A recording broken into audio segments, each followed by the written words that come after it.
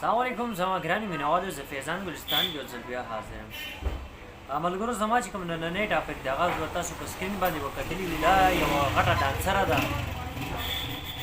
او دا چې دی نو د خلکو زړونو خوشحالۍ او په کم طریقې باندې دا لګیا ډانس کوي، خپل چې دی نو سینې ښکاره کړي دي او ځان داسې ډانسونه لګیا ده کې زه حیران شوی یم دې ډانسرو ته او خلک ورباندې سم پیسې شیندي.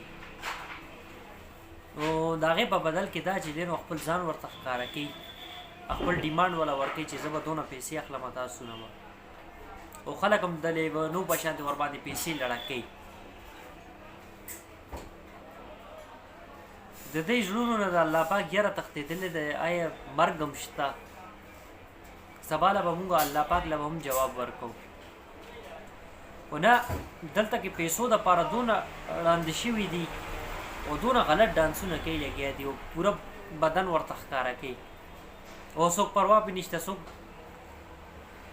مخته نه لاسونه پرې وهي او څوک د شاته نه بس غړپ و غړوپ لګېدلی دی. د دوی په زړونو کې ژره نشته، لږ شان د پیسو دپاره دی چې دی نو خپل ایمان خراب کړی دی، خپل چې دی نو دین نه بهر وتی دي په لږو د پیسو دپاره. بیا د دوی تربیت هم داسې شوی دی چې کور کې مور پلار هغه یې منې کوي نه، خو بعضې داسې هم دي چې هغه د هغې بیکګراونډ شاته داسې وي، فیملي داسې وي.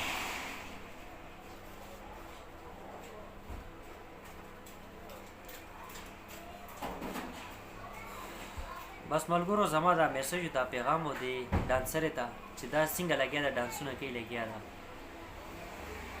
او الله پاک د دوی له توفیق ورکړي چې دوی په سمه لاره باندې راشي، چې دوی په نصیب کې چې دی نو هدایت نشته نو الله پاک بیا زر تر زر دوی غرق او تباه او برباد کړه چې دا فاشي ده چې دی نو دا ډانسونه دا کنجرتوب ودرېږي.